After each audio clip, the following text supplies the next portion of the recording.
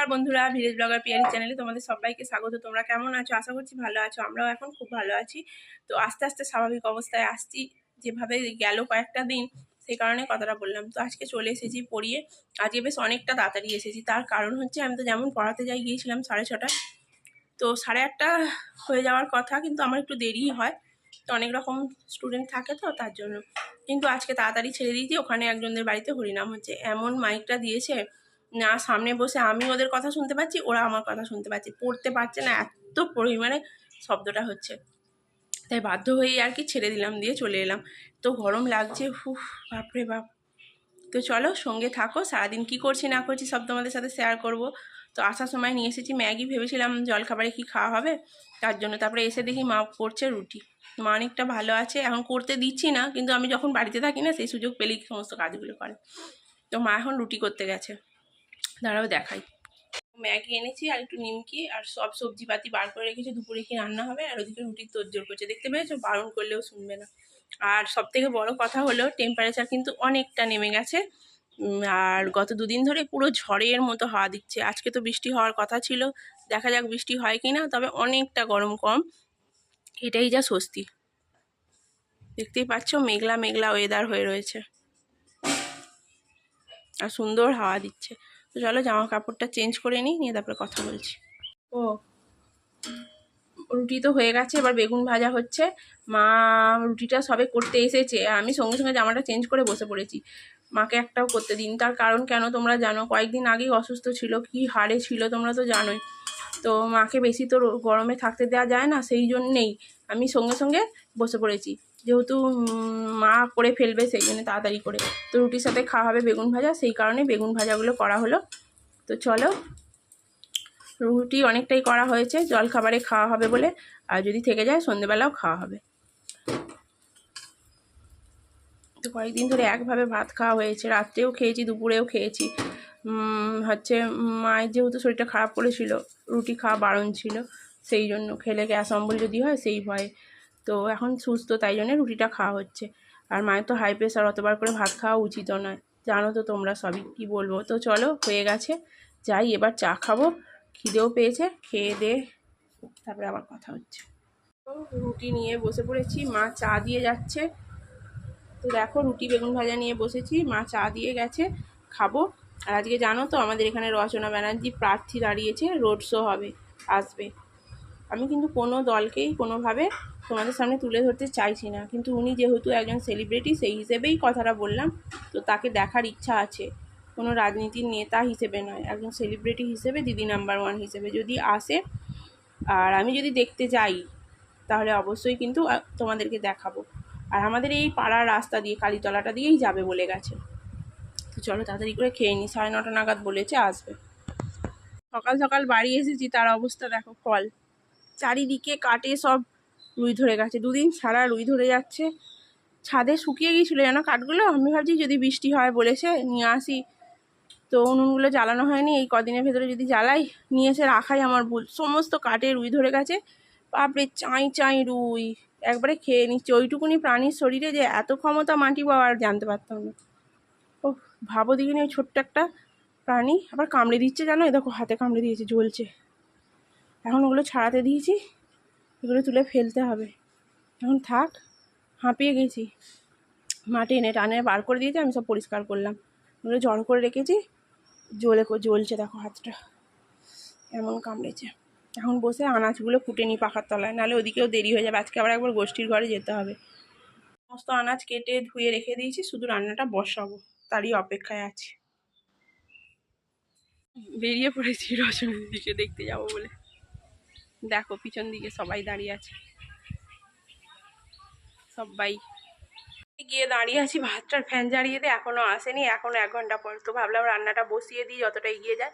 মা ওখানে বসে আছে কাকিমাদের বাড়ির কাছে। তো চলো রান্না বান্নাগুলো করে নিই তাড়াতাড়ি করে, যতটুকু হয়, তারপরে এসে আবার বাকিটা করো। রচনা দিদিকে দেখবো বলে তাড়াহুড়ো করে রান্না করছি।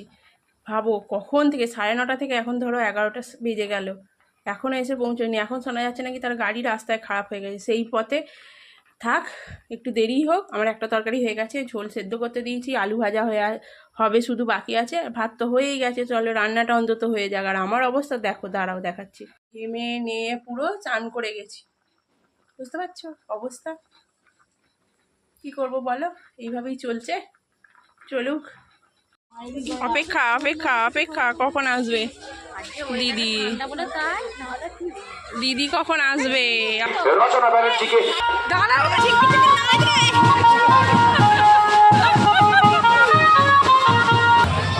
আস্তে আস্তে আস্তে আস্তে, দেখে ফেলেছি ওখানে, ওইখানে আসছে, ফুট খোলা গাড়িগুলো তো আছে। এইদিকে এইদিকে এইদিকে এইদিকে, এইখানে।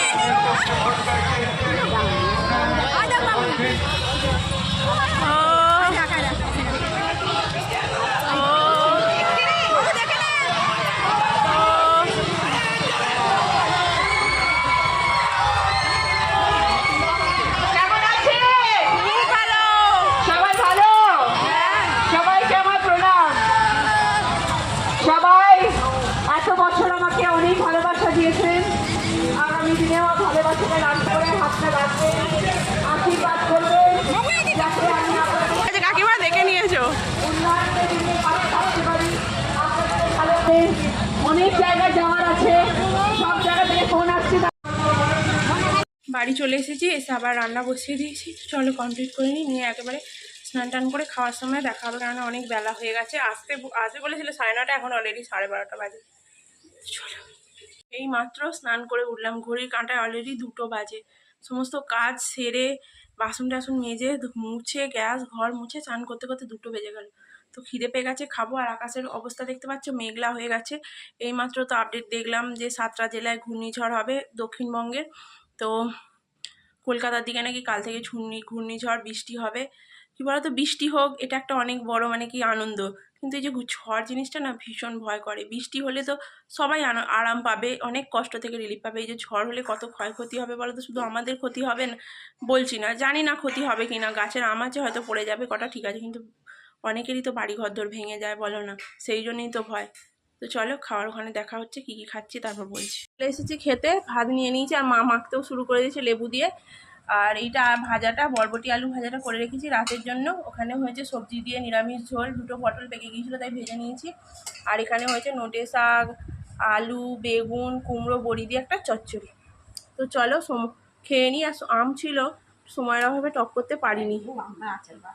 চলো খাওয়া দাওয়া করি, প্রচুর খিদে পেয়েছে। খাওয়া দাওয়া করে বাসন কোসন মেজে যত কাজ নিচে ছিল সমস্ত কিছু গুছিয়ে আবার এখানে তুলে রাখলাম বেঁধে। তোমাদের তো দেখিয়েছিলাম, সব রোদে দিয়েছিলাম, রুই ধরেছে বলে। আবার দেখো সব বেঁধে বুঁধে তুলে রাখলাম। শুনছি তো আবার বৃষ্টি হবে, সুতরাং শুকনো কাঠ সব ভিজে যাবে।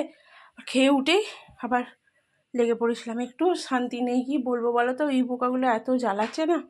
তো চলো একটু রেস্ট নিতেই হবে, আবার তো পড়ানো আছে, নাহলে আর শরীর চলছে না, ইঞ্জিন বন্ধ হয়ে যাবে। তো চলো পরে দেখা হচ্ছে। সবাই পড়ে বাড়ি গেল।